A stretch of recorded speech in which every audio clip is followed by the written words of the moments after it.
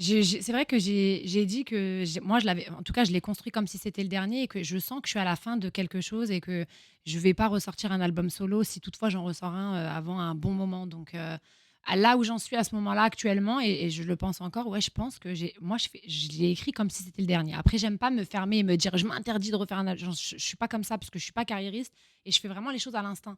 Mais là, tout de suite, ouais, tout ce que j'ai mis dedans, j'ai vraiment essayé de donner un maximum. Parce que je me dis: «Est-ce que j'aurai encore l'énergie après ou l'envie de et avoir autant de choses à dire, en fait, finalement?» Je sais pas, donc voilà. Ça fait partie des raisons qui me font culpabiliser, c'est vrai, parce que c'est quand même des métiers à part, entière. Enfin, c'est des métiers prenants.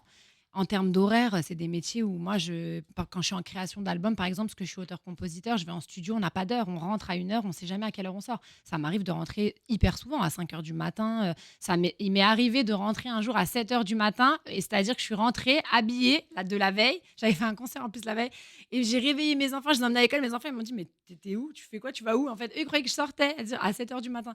C'est pour dire à quel point c'est dur de cumuler les 2, parce que moi, j'essaye vraiment de prendre sur moi et de faire les compromis moi et de pas, eux, les exposer à ça parce qu'eux, ils ont rien demandé. Donc oui, ça fait partie des raisons qui font que plus le temps passe, plus je me dis: «Voilà, peut-être que je vais lever le pied», parce que la promo, le fait de courir et cetera un peu partout, ça prend beaucoup de temps. Et à la fois, il y a plein d'autres choses que j'ai envie de faire, auxquelles j'ai envie de me consacrer en tant que femme. Il y a plein de domaines qui me passionnent, l'immobilier, la déco, c'est des trucs que j'adore, et je me dis peut-être que plus tard, je sais pas, à long terme, je me reconvertirai là-dedans, j'en sais rien, mais il y a plein de choses que j'ai envie de faire, ouais. Moi, j'ai l'impression en tout cas, qu'on revient à une ère, féminine, musicalement, et ça fait plaisir, ça fait du bien. Moi, je suis là depuis, le début des années 2000, et c'est vrai qu'il y a eu une vraie période compliquée pour les artistes féminines en radio, je pense vraiment surtout. Les années, entre 2010 et 2015, on ne voulait plus de chanteuses en radio, encore moins chansons françaises. Bon, moi, j'étais un peu entre les 2, mais vraiment, on te jetait ton album, aux attachés de presse en disant: «Les filles, ça marche pas de toute façon». Il y avait que des mecs en radio. C'était hyper compliqué, et avant ça, il y a eu, oui, le fait que moi, je suis arrivée avec un album qui était prêt, que j'avais écrit, composé, où j'avais mis ma vie, je racontais tout dedans, et j'intéressais personne parce qu'il y avait pas encore eu un gros buzz comme il y a eu avec Confessions nocturnes, et on me disait: «Ouais, elle est mignonne, elle devrait miser sur son physique», on m'a même conseillé de me mettre avec, quelqu'un en couple de connu, et cetera.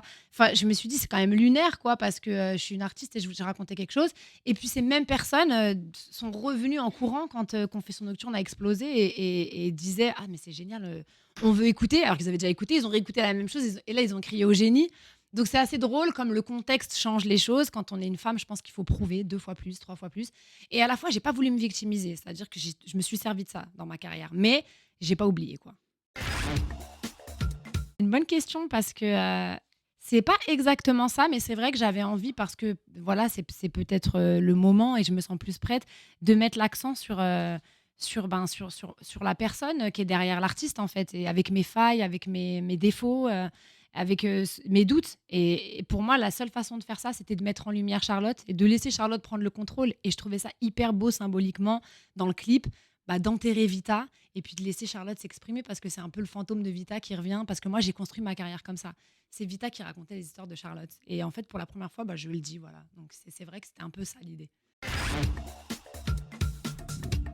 Il y a eu un grand débat sur le premier single, on a hésité entre 2 chansons. Une qui était beaucoup plus, dans la lignée de Versus, un peu musicalement, et puis cette chanson qui est un peu un ovni dans l'album, qui est le morceau le plus pop. L'album n'est pas 80, que je le dise quand même, mais ce titre-là est très pop 80, mais l'album a une vraie couleur pop, que ce soit dans les ballades, dans les arrangements, et une vraie couleur R&B. J'ai vraiment mélangé ces 2 univers-là, et cette chanson qui était un peu un ovni, moi, personnellement, je la trouvais hyper forte, hyper, puissante dans l'énergie, et je trouvais qu'elle était atypique, en fait, et j'aime bien essayer sur un retour, moi, de me renouveler, de faire quelque chose que j'ai pas forcément fait. Parce que je trouve ça facile, finalement, de revenir avec juste une belle chanson, et j'avais peur que ça suffise pas sur moi. Avec 15 ans de carrière, le fait que les gens m'ont entendu et réentendu avec Versus, et cetera, j'avais envie de prendre des risques. Donc on va voir si j'ai eu raison ou pas.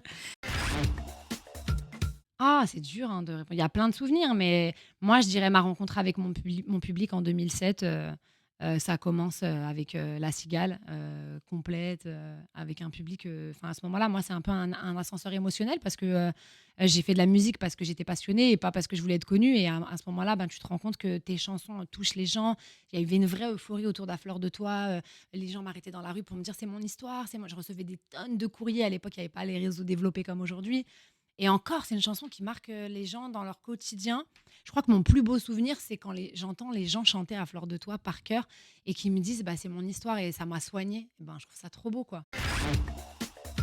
Ben, à la même période où c'était un peu, justement l'euphorie, je me baladais dans un grand magasin et je me suis fait, arrêter par un groupe de mecs, mais qui étaient, genre, hyper agressifs. Donc j'ai compris au début, je pensais qu'ils rigolaient, puis j'ai compris que le mec était très sérieux et il commence à me parler de confession nocturne et en fait, je comprends que ça a brisé son couple parce que sa copine avait infiltré son répondeur à cause de moi, selon lui et il commence à m'embrouiller, en fait et il me dit: «Mais c'était sérieux ce que tu as fait? Ça se fait pas ce que tu fais, tu as brisé la vie des gens» et donc en fait, je comprends que je lui dis: «Mais c'est une chanson» et le mec est pas du tout, en fait, il veut pas rigoler et après à partir de là, j'étais toute seule dans ce magasin et franchement le ton est monté et tout, j'ai flippé et je me rappelle, ça m'a fait peur, quoi. Après je me suis dit: «Ah c'est mort, je sortais plus».